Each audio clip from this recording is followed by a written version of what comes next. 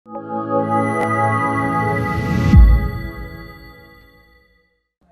सुभाष के मैटर में खुलासा ये हुआ है कि फैमिली अभी चिंतित है उस बच्चे के लिए जो उनके पास अभी नहीं है।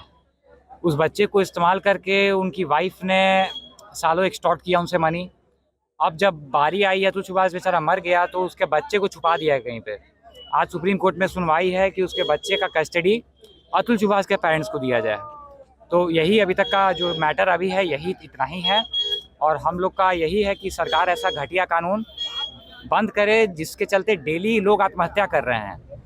और यही आप लोग तो डेली देखते ही होंगे कि लोग कोई ट्रेन से कट के, कोई पंखा से लटक के, कोई जहर खा के, कोई हाथ काट के डेली मर रहा है इस कानून के चलते। कल ही बैंगलोर में एक पुलिस ऑफिसर मर गया ट्रेन से कट के। पुलिस ऑफिसर मर रहा है, सरकारी अधिकारी मर रहा है, आपका जज मर रहा है, वकील सब मर रहे हैं इस कानून के चलते। तो इस कानून को खत्म किया जाए, हमारा यही मांग है बस। 498 ये जो है इसमें बदलाव होना चाहिए कि नहीं, क्योंकि बहुत लोग इस धारे के अनुसार निर्दोष की सजा काट रहे हैं। 498 एक कानून खराब नहीं है, लेकिन इसका दुरुपयोग हो रहा है।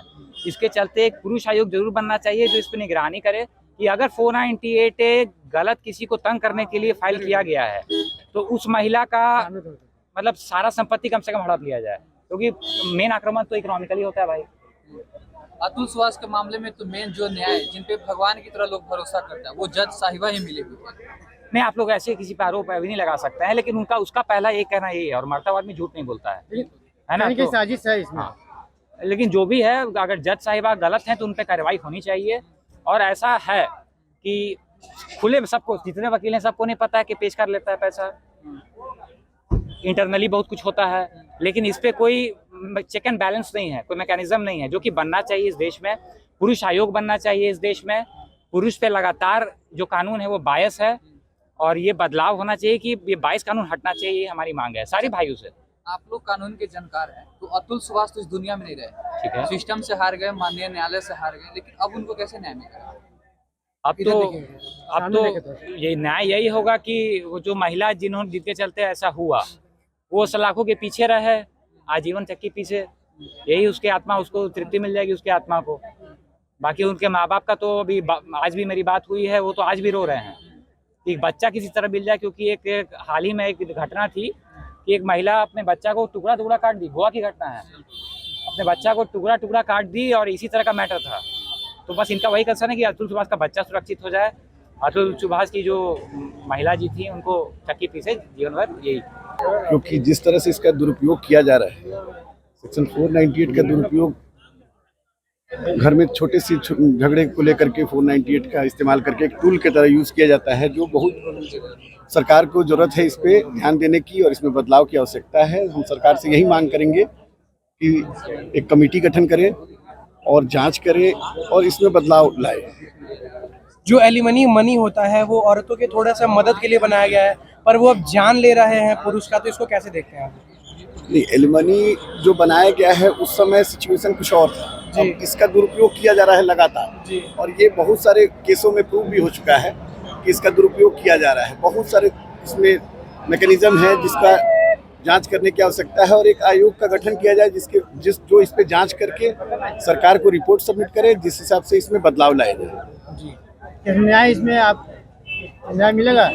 बिल्कुल मिलेगा। अब इसमें जो पीड़ित हस्बैंड था वो अब दुनिया में नहीं रहा, तो अब इसमें जांच होगी, इसमें उनके ऊपर FIR दर्ज किया जाएगा अबेटमेंट का, और उनके खिलाफ जो भी सजा आएगी तो उसके परिवार को न्याय मिलेगा।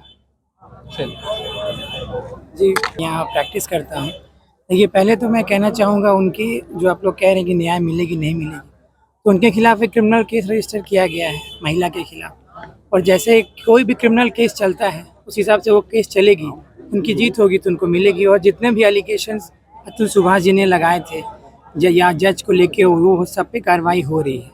और रहा बात 498 का, या जो भी महिलाओं के लिए कानून बनाया गया है, तो देखिए अगर उसको हटा दिया जाएगा तो जो पीड़ित है, अब कुछ लोग इसका मिसयूज़ कर रहे हैं, इसका ये मतलब नहीं कि कानून गलत है, तो उस पर चेक एंड बैलेंस की ज़रूरत है, चेक एंड बैलेंस की ज़रूरत है।